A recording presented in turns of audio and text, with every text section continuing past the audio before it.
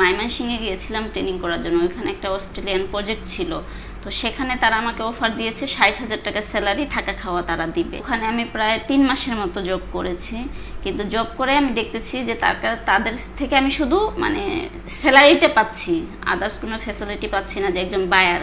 তখন আমার মাথায় চিন্তা আসলো যে আমি যদি আমার প্রোডাক্ট, আমার ডিজাইন করা প্রোডাক্ট উনি অস্ট্রেলিয়ায় বিক্রি করছে, তাহলে আমি আমার নিজ জেলায় কেন প্রমোট করতে পারবো না?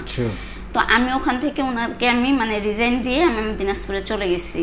তো অনেকেই আমাকে বলছে যে তুমি তো বোকা, ভুল করেছো, 60,000 টাকা স্যালারি ছেড়ে দিয়ে মানুষ কেউ কোনো দিন এত কষ্ট করতে আসে? দিন নাই 24 ঘন্টা, রাত সব সময় তুমি দেখি কাজ করছো।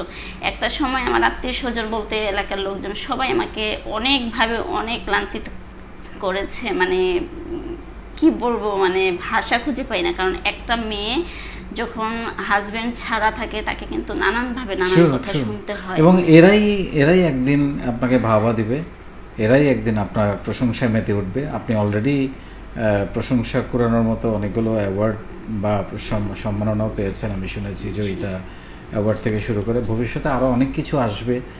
কারণ হচ্ছে যে আমি তো বলি সবসময় একটা কথা, যে মানুষের কথা, একই মানুষই আপনার বিরুদ্ধে আগে একটা বলবে নেগেটিভ কথা, সেই মানুষই আবার একদিন আপনার সাফল্য দেখে পজিটিভ কথা বলবে।